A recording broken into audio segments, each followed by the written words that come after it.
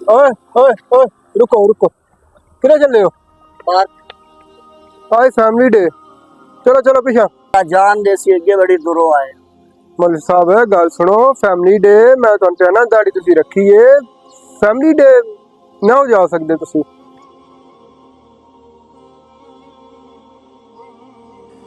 यार बलाल आज पार्क जाना गाड़ जान नहीं दऊ। छुट्टी वाला दिन ने तो वाक भी यार लाजमी करनी है। डॉक्टर साहब तुसी लाजमी जाना है, फिर मैंने कोई गेम करनी पौनी है, करना मैं दा जुगाड़ को। ओए मुड़िया वो, ओए उराओ उराओ।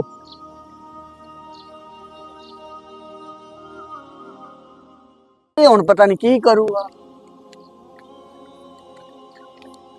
अलावा दे ले जोड़ा जाने दे अंदर आए तो जाने वास्ते या बादशाह ते उरा में नड़िया गल सुन मेरी बचिया कार इंज उथों एक डब्बी कैप्टन दी लाए आ मसले ही ने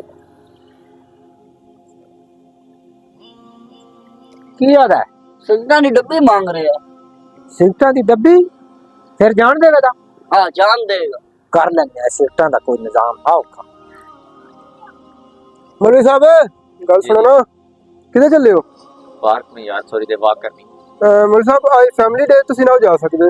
अच्छा भाईजान आज फैमिली डे है। जी चलो भाई ठीक है, मुझे नहीं था पता, मैं चलता हूँ। जी शुक्रिया। बाट साहब ये सिगरेटां दी डब्बी है ते दे विच दो सिगरेट काढ़ लेने अंदर चलका चला दे। और नहीं यार रेंज हो जरूर लिया पूरी दिन है। अलावा छोरा आ रही हो जाओ सिगरेट, जाओ जाओ जाओ।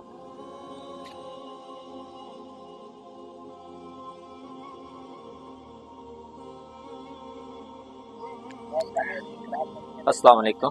वालेकुम सलाम। मौलवी साहब फिर आ गए तुसी? वो अभी तो दो लड़के गए हैं, उनसे सिगरेट की डब्बी लिया, आपने उनको जाने दिया? मौलवी साहब सिगरेट मैं ला रहा तो नहीं लगे, मैं जेरे को मर्जी रवा। ओहो प्यारे भाई, आपको पता है ये जो आपने काम किया ये रिश्वत का काम है। वो कैसे? इस तरह अपने ओहदे का नाजायज फायदा उठाना ये रिश्वत में आता है।